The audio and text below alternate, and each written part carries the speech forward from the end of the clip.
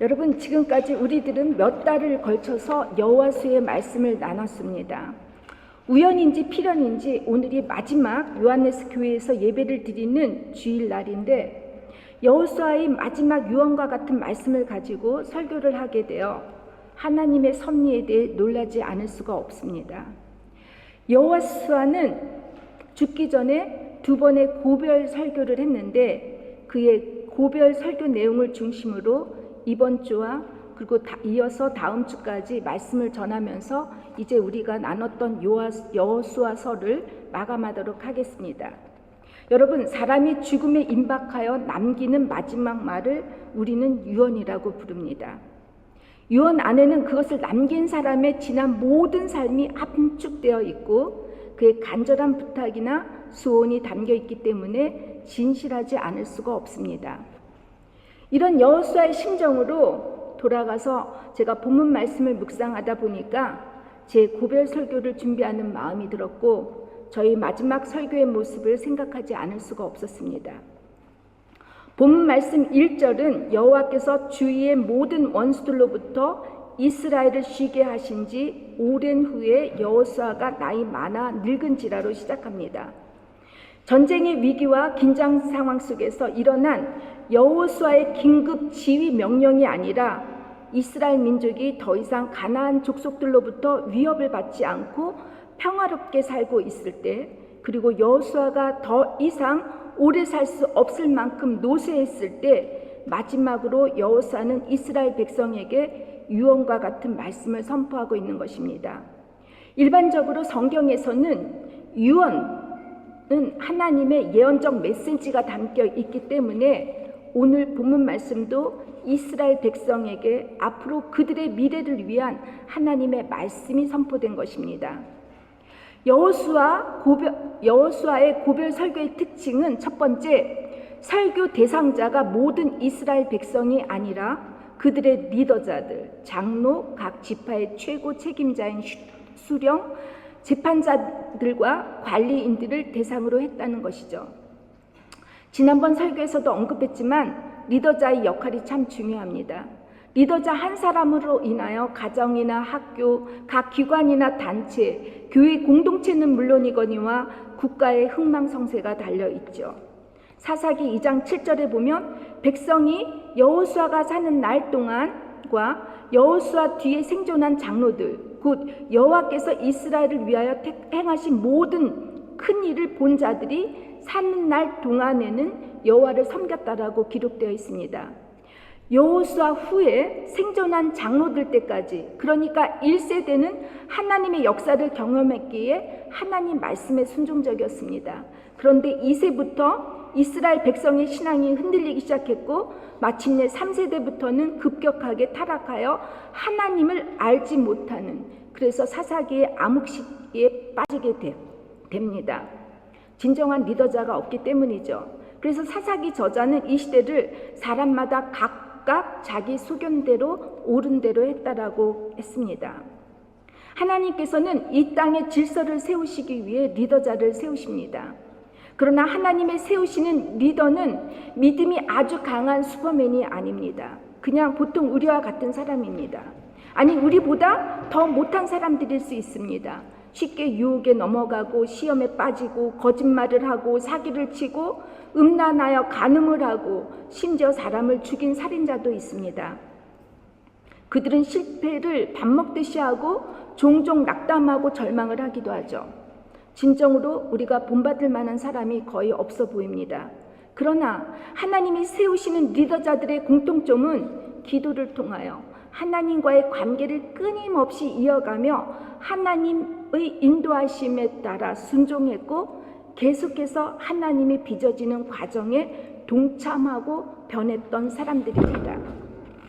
여호수아가 훌륭한 리더자가 될 수 있었던 것은 모세가 광야 40년 동안 어떻게 하나님의 말씀에 따라 이스라엘 백성을 잘 인도하셨는지 옆에서 가까이 봤기 때문이고, 무엇보다도 모세의 업적이나 이름이 드러나지 않고 그를 우상화하지 않도록 하기 위해 하나님께서 그를 가나안 땅을 밟지 않게 하시고 홀로 느보산에 올라가서 아무도 모르게 죽음을 맞이하게 하실 때 그의 순종했던 모습을 아주 가까이 곁에서 눈으로 본 사람이었기 때문일 것입니다. 이런 모세의 온유함과 겸손함의 믿음이 여호수아에게 아주 선한 영향을 미쳤을 것으로 보입니다. 여러분, 또 리더자는 자신의 때를 알고 내려놓을 수 있는 사람이어야 합니다. 우리는 많은 사람들이 존경할 정도로 훌륭한 인품을 소유했고 선한 영향을 미쳤던 리더자들이 끝까지 자신의 자리를 내려놓지 못하고 그것을 붙잡으려다가 결국엔 추한 꼴을 보지 않게 되지 않습니까? 제가 이번에 태국 타이 교회에서 소위 우리나라에 아주 가장 알려진 커다란 교회의 장로님이 계셨습니다. 이분은 은퇴하고 이제 태국에서 그의 은퇴 시간을 이제 보내고 있는데, 이분께서 하시는 말씀 중에 제가 많이 생각하게 했던 게, 이분이 섬겼던 교회의 목사님, 여러분 이름만 들어도 다 아시는 분입니다. 이분이 자기는 은퇴를 65세에 하겠다라고 했대요. 근데 이제 장로교회는 거기가 침례교니까 한 70세 은퇴를 하는데, 이분이 자기는 은퇴를 하고 이제 가평에 가서 자기는 책을 쓰고 이제 자기의 노후를 보내겠다고 했는데 가평에 가시지를 못하는 거야. 그리고 계속 일을 하시고 많은 교인들이 73%가 원로 목사님이 이제 물러나시고 책을 쓰시라고 하는데 이 목사님이 내려놓지 못하고 계속 그 교회에서 설교를 하겠다라는 거예요. 여러분 유튜브를 보세요. 많은 분들이 은퇴하셨죠. 그런데 내려놓지 못하는 거죠. 저도 이런 사람이 될까 참 두려운데, 저는 빨리 쉬고 싶은 마음이 많은데 어떨지 모르겠어요.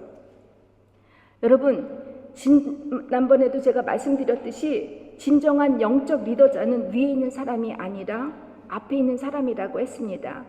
하나님의 계획하심과 인도하심에 따라 이 사람들을 앞으로 미래로 이끌어 줄 수 있어야 하는 사람입니다. 두 번째, 여호수아의 고별 설교의 특징에는 여호와 중심이었다는 것입니다. 오늘 본문 1절에서 16절에 여호와라는 단어가 18번이나 나옵니다. 그 중에 너희 하나님 여호와께서라고 하는 단어가 13회 반복되고 있습니다. 나라는 말이 전혀 없죠. 내가 무엇을 했고 내가 무엇을 이루었다는 말이 하나도 없습니다. 오직 너희 여호와 하나님께서 하셨다라고만 되어 있습니다. 여호와는 모든 정복 전쟁과 땅을 분배함에 있어서 내가 했다, 내가 지도했다라고 하지 않았고 하나님께서 너희를 위하여 싸우셨다라고 회고하고 있습니다. 자신을 객관화하는 것이죠. 자기를 주관화할 때 우리는 나르치스적인 성향이 있어서 자기 자신의 사랑으로 빠지게 되는데 여호수아는 그렇지 않았다라는 것입니다. 이스라엘 백성들은 실제로 요르단강을 건널 때 홍수의 범람이 멈추고 높이 두텁게 쌓여 있던 여리고 성벽이 무너지고 해와 달과 그 외에 멈추는 기적들을 그들의 두 눈으로 목격했고 경험했습니다. 여러분은 지금까지 여러분의 삶을 뒤돌아볼 때 진정으로 하나님이 하셨다고 고백하실 수 있겠습니까? 내가 노력해서 내가 열심히 살았기 때문에 이만큼 된 것이라고 장담하실 수 있겠습니까? 제가 우리 바젤 한인선교교회를 사역하면서 지금까지 하나님께서 우리 교회 공동체를 위해 하신 일들을 너무 많이 경험했습니다. 아까 정현주 집사님도 그렇게 기도했죠. 교회가 하루아침에 없어질 위기에 처했을 때 교회 문이 닫혀지지 않게 하셨고, 코로나의 위기 속에 온라인 예배와 코로나 이후 요한네스 교회를 예배 장소로 허락하신 일, 주일 학교 예배의 계속과 무엇보다도 우리 교우들의 신앙적 성숙함이나 변화를 보면 저는 참으로 주님께서 하지 않으셨다고 말할 수 없습니다. 하나님께서는 우리 교회 공동체를 위하여 그리고 여러분 한 사람 한 사람을 통하여 앞으로도 신실하게 이루어 가실 것을 믿고 기대합니다. 물론 하나님께서 이스라엘 백성을 향해 수많은 놀라운 기적을 행하셨을 때 이스라엘 공동체가 아무것도 하지 않은 것은 아닙니다. 그들 모두가 어린 아이에서부터 노인에 이르기까지 한 사람도 빼놓지 않고 한 마음으로 하나님 말씀에 따라 순종했다는 것이죠. 여리고성을 무너뜨리기 위해 이스라엘 백성은 침묵해야 했습니다. 여리고성을 7번을 돌고 제7일째는 더 7번을 돌았다고 합니다. 남녀노소할 것 없이 수많은 백성들이 아무 말 한마디 없이 침묵하며 여리고성을 돌았다고 생각해 보세요. 가능합니까? 제사장들의 그 쇼파르, 양각의 나팔을 듣기 위해서 그들은 서로 침묵할 수밖에 없었습니다. 그래서 여호수아에서 가장 중요한 핵심 키워드는 공동체 집단 순종입니다. 유대인들은 근본적 교육은 쉐마로부터 출발합니다. 여호와 쉐마, 하나님의 말씀을 들으라고 하는 이 말에는 순종하다는 뜻이 내포되어 있습니다. 어려서부터 내 주장, 내 의견을 말하는 것보다 다른 사람의 말을 청중하는 것, 상대방에 대한 배려함이나 이해, 약간 부정적일 수 있지만 전략적으로 볼 때 상대방을 누구보다도 잘할 수 있다는 것이죠. 만일 우리가 어려서부터 하나님 말씀을 들을 수 있다고 생각해 보세요.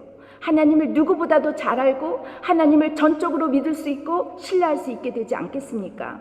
그러나 우리가 하나님을 너무너무 잘못 알고 있기에 하나님께서는 이사야 선지자의 입을 통하여 내 생각은 너희 생각과 다르고 내 길은 너희 길과 달라서 하늘이 땅보다 높음 같이 내 길은 너희 길보다 높으며 내 생각은 너희 생각보다 높으니라고 하지 않았습니까? 결국 하나님께서는 우리가 하나님을 보다 더 잘 알고 신뢰하고 믿을 수 있고 의지할 수 있게 하시기 위해서 당신이 스스로 인간의 몸으로 이 땅에 오시지 않으셨습니까? 순종은 전적으로 신뢰와 믿음을 바탕으로 할 때 가능하죠. 그런데 이 순종이 나 한 사람이 아니라 공동체 전체가 한 마음으로 순종할 수 있다는 것은 정말 참으로 어렵습니다. 단 한 사람의 순종과 불순종에 의해 이스라엘 공동체의 흥망성쇠가 달렸던 것처럼 교회 공동체는 하나님의 말씀을 듣기 위해 때론 각자의 소리를 죽여야 할 때가 있습니다. 아무리 내가 옳다고 해도 내 소리가 다른 사람의 소리를 듣지 못하는 혼자의 소리라면 이 소리를 죽여야 할 것입니다. 여러분이 하나님께서 허락하신 우리 교회 공동체의 삶을 어떻게 하고 계신지 한번 여러분 이 시간 돌이켜 보시기를 부탁드립니다. 저는 교회 공동체의 삶 속에서 하나님의 말씀에 순종하는 사람들이 받는 축복을 받습니다. 본인이 변하니까 가정이 변하고 그 주변 사람이 변하고 그래서 축복된 삶을 사는 사람들을 많이 보았습니다. 이번 제가 태국 방문 때 제 동생 교회 성도님들을 많이 만나 뵙게 되었습니다. 그분들의 연세가 보통 50대 중반에서 60대 정도의 분들이 많았습니다. 근데 그분들은 정말 교회에 열심히셨습니다. 그리고 제 동생이 태국 그 큰빛교회 부목사로 있었을 때 이때 주일학교, 청소년, 그 다음에 대학부를 제 동생이 양육하고 가르쳤습니다. 그런데 여러분 놀라운 것들이 이 아이들이 30대 정도까지 되었는데 정말 사회 곳곳에서 훌륭한 일들을 하고 있더라고요. 부모님이 교회 공동체에 헌신하고 봉사했는데 태국에 계신 그 한인분들은 한국에서 다 잘 살다가 망해가지고 태국으로 오신 분들이 너무 많더라고요. 경제적으로 힘들게 고생하면서 일을 하고 그리고 그들의 일을 통하여 자식들을 아주 훌륭한 교육을 시켰는데 무엇보다도 이분들이 아이들을 교회에 맡겼다라는 것이에요. 근데 이 아이들이 정말 아름답게 지금도 신앙생활을 잘하고 있다는 것입니다. 자, 그러면 하나님께서 우리를 위해 지금도 일하시고 싸우시고 우리 한 사람이 1000명을 이길 수 있는 기적을 경험하기 위해서 우리가 구체적으로 어떻게 하겠습니까? 여호수아는 이렇게 제안을 합니다. 우리 함께 그의 제안을 읽어보시겠습니다. 여호수아 23장 6절에서 8절까지입니다. 그러므로 너희는 같이 크게 힘써 모세의 율법책에 기록된 것을 다 지켜 행하라. 그것을 떠나 우로나 좌로나 치우치지 말라. 너희 중에 남아있는 이 민족들 중에 들어가지 말라. 그들의 신들의 이름을 부르지 말라. 그것들을 가리켜 맹세하지 말라. 또 그것을 섬겨서 그것들에게 절하지 말라. 오직 너희의 하나님 여호와께 가까이 하기를 오늘까지 행한 것 같이 하라. 여러분, 율법에는 모두 몇 조항이 있다고 했죠?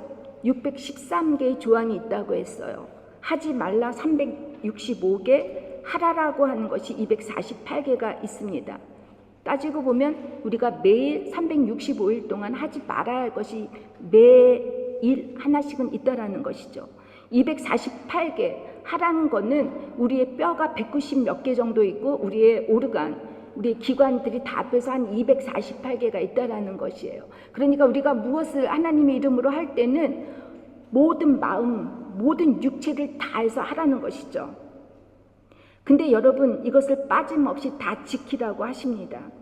특히 하지 말아야 할 것에는 하나님 외에 우상을 섬기지 말아야 하는 것이고, 또한 좌로나 우로 치우치지 말아야 한다고 하십니다. 좌와 우로 치우치지 않는 것은 어떤 중도의 입장을 취하라는 뜻이 아니라 하나님의 말씀이라는 그 진리에서 조금이라도 벗어나지 말라는 뜻입니다. 여러분, 하나님 외에 다른 모든 것을 사랑하는 것이 우상이 될 수가 있습니다. 우상이 되다 보면은 그것이 결국은 우리를 멸망시키고 맙니다. 저희 언니 교회에 어떤 분이 주식을 했대요. 근데 이분이 주식을 하다가 계속 망하는데 강남의 어떠한 그 경찰서에서 이분을 오라고 해서 가봤더니 이분이 지금까지 주식을 했는데 이게 다 보이스피싱에 다 넘어가서 2억을 날렸다라는 것이에요. 이분은 주식을 해서 자기가 우리 언니 교회에 교회 버스 봉고차를 사고 싶은 마음으로 주식을 했다고 하는데 여러분, 이게 가능합니까? 참 웃기죠. 그리고 이방 민족과 통혼하지 말라고 하십니다. 이방인과 통혼하지 말라는 말에 많은 젊은 미혼 신앙인들이 좌절하고 실망하게 만들고 의문을 갖게 하죠.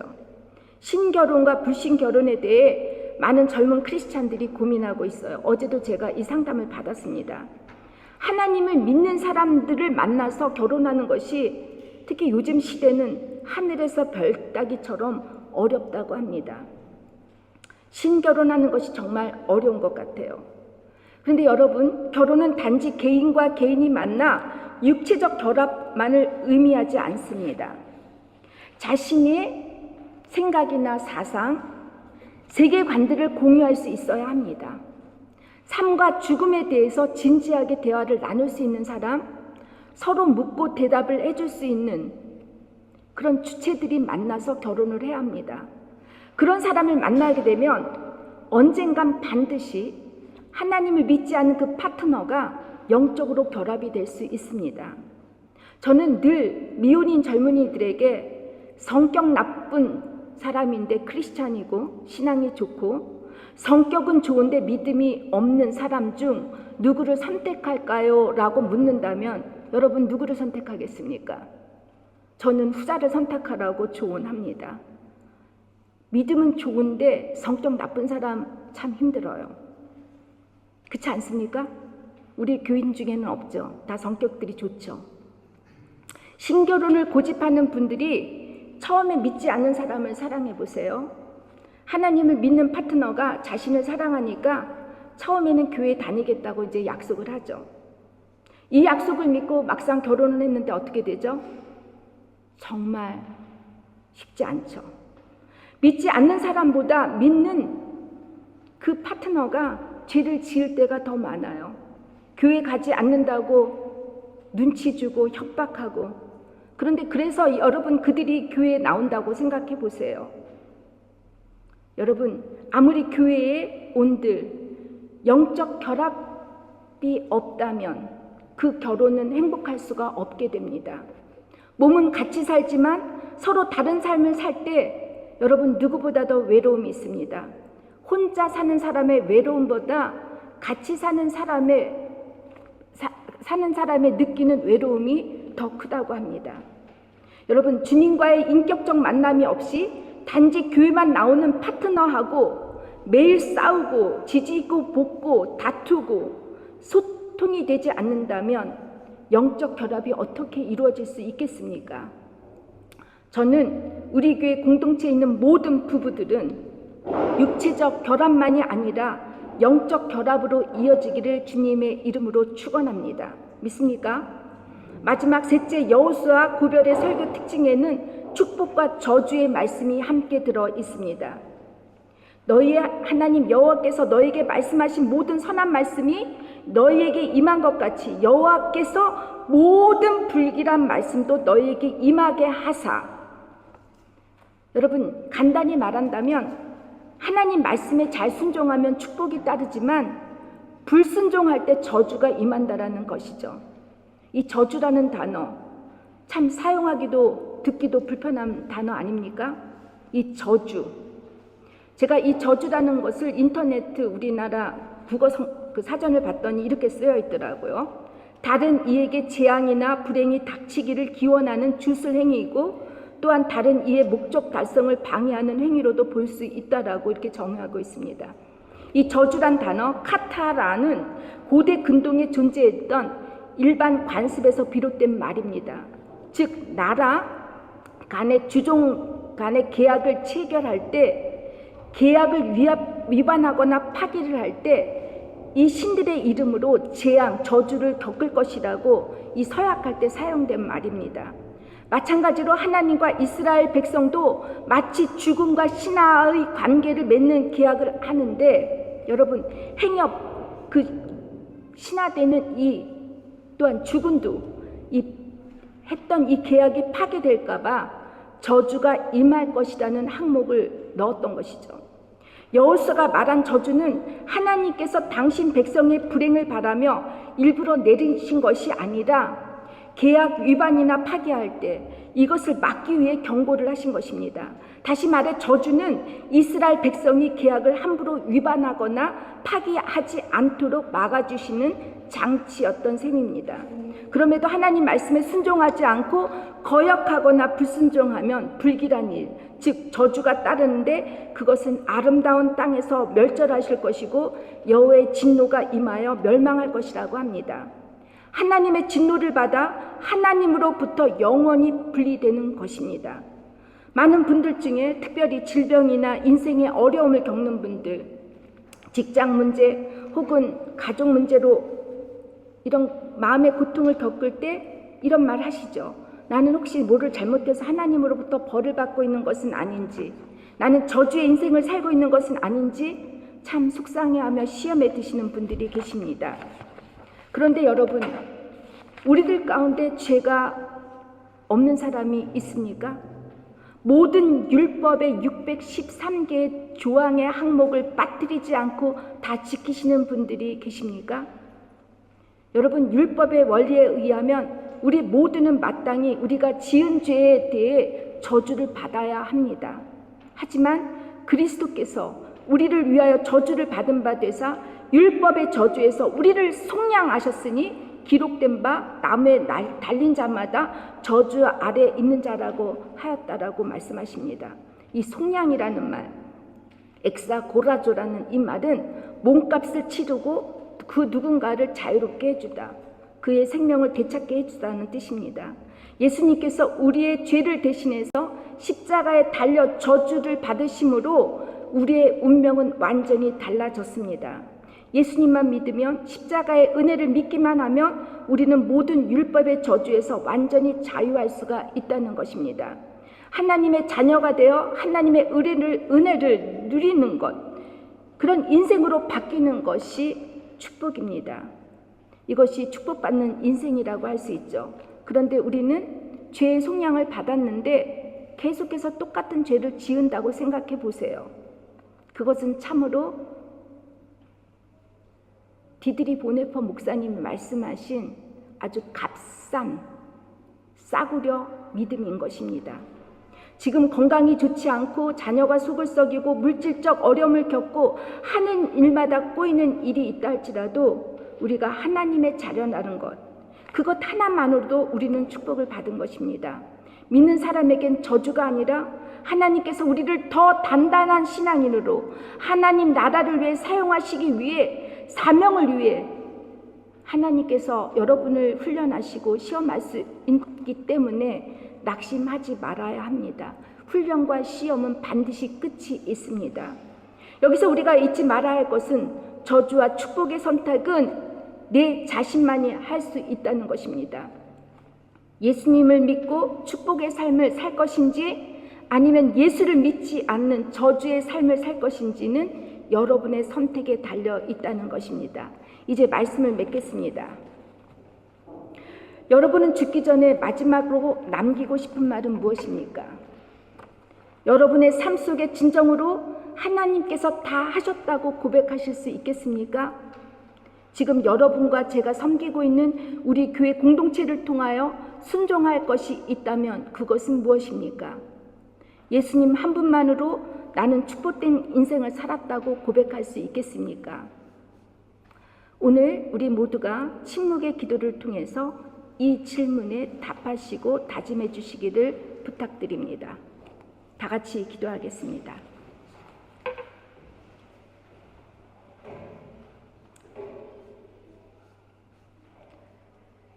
하나님, 부족한 저희들이 이 시간 지금까지 살아온 주님의 은혜에 감사를 드립니다. 하나님의 은혜가 아니고서는 저희들이 어떻게 지금까지 올 수가 있었습니까? 오늘 저희들 모두가 마지막 요한네스 교회에서 예배를 드리는 이 순간까지도 주님이 인도하시고 함께 하심을 믿습니다. 하나님, 우리는 때로는 나의 자아가 너무 강해서 하나님 순종할 수 없고 내 자신이 드러나기 위해 다른 사람을 짓밟아야 하고 질투하는 우리들의 모습이 아닙니까? 하나님, 이 시간 우리 공동체 한 사람 한 사람, 어린아이부터 정말 그 누구 하나 예외 없이 모두가 하나님 말씀에 순종하며 살아갈 수 있게 하시고, 그래서 공동체가 하나님의 나라를 위하여 정말 하나의 그런 하나님 포빌트가 될 수 있도록 우리를 인도하여 주시옵소서. 우리가 아직도 순종하지 못하는 것, 하나님 이 시간 우리를 깨닫게 하시고 말씀으로 살아서 역사하심을 경험할 수 있도록 도와주시옵소서. 예수님의 이름으로 기도합니다. 하나님 아버지, 여호수아가 죽기 전에 백성의 지도자들을 불러 그의 마지막 말씀을 통해 여호와만 섬기라는 말씀을 지금도 우리에게 전해주셔서 감사드립니다. 우리 앞에 놓여진 삶의 길에서 창조주이자 구원자이신 하나님께서 늘 우리를 사랑하시고 신실하게 우리를 위해 일해 주시는 것을 다시금 기억할 수 있게 하시고 지금의 모든 어려움을 헤쳐나갈 수 있도록 도와주시옵소서. 아직도 불순종하고 있는 우리들의 죄가 있다면 예수님의 십자가의 은혜로 깨끗이 용서하시고 순종의 축복을 누릴 수 있도록 우리에게 믿음과 용기와 결단을 허락하여 주옵소서. 신실하신 주님의 이름으로 기도를 드립니다. 아멘.